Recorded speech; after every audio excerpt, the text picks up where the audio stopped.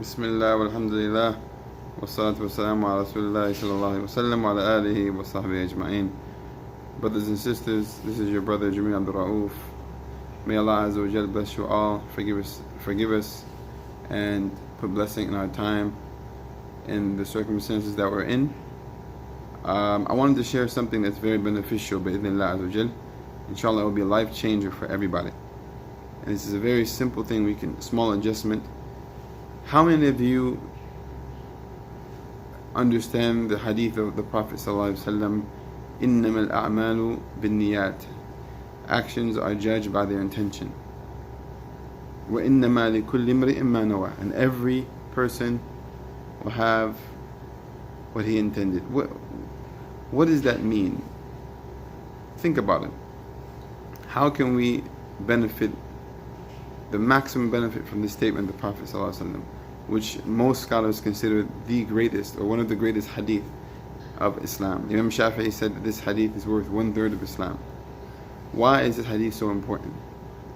Well, let me tell you. The Prophet ﷺ, he said, وَإِنَّمَا لِكُلِّ امْرِئٍ مَّا نَوَى, every person will have what he nawa. And nawa means arad. That means whatever you want. Arad means want. Whatever you want, whatever you wish, and that is what Allah will give you. So that means that a person can pray 2 rak'ah and ask Allah to give him Jannah Firdaus al-A'la, the highest level of paradise, and that's what he will get. He can give $1 and want by this $1 that Allah will return $1 billion to him, and either he will get it in this life, or Allah will give it to him in the akhirah, or Allah will remove some evil from him to equal to that $1 billion. That means that whatever you want from Allah is that is what you get. So the limitations that we have, there's no limitations but the restrictions that we put on our own selves.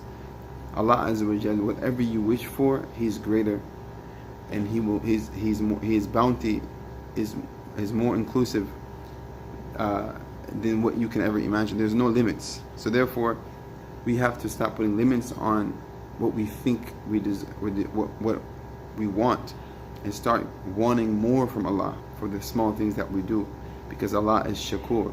And as the Prophet ﷺ taught Mu'adh ibn Jabal, he said to him, أصلح نيتك يكفيك قليل من العمل, purify your intention, rectify your intention, and just a small amount of good deeds will suffice you.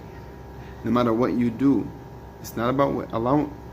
Paradise it cannot be deserved by any action you get. So therefore, the principle of our interaction with Allah, our relationship with Allah, is Allah's mercy, and Allah's mercy is limitless. So therefore, you are the limit. You put the limits and restrictions to yourself. So start to ask more for what the small things you do, because Allah is merciful. So as we're coming into Ramadan, practice this thing. Practice making intention for everything you do. Every small thing, ask Allah for the greatest possible thing that you can think of, and that is what you will get. There was a man, as Ibn Abi Dunya mentioned in his book Al-Ikhlas, the book of sincerity, a small booklet I advise everyone to look at. A man passed, he was from the Bani Israel. He passed by the desert, and it was in a time where people were in hunger, and it was a drought. People were starving, the Bani Israel. So he said, وَدَدْتُ أَنَّ هَذَا الصَّحْرَاء أو أَنَّ هَذَا التُّرَابَ دَقِيقًا أُطْعِمُ بِهِ بَنِي إِسْرَائِيل. I wish that this were food that I can feed Bani Israel with. And then Allah gave him that reward just for that wish, just for that hope and that intention.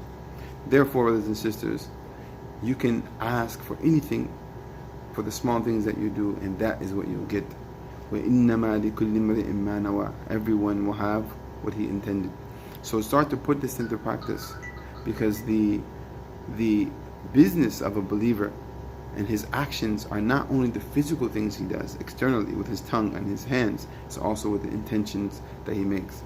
Barakallahu feekum. Assalamu alaikum wa rahmatullah.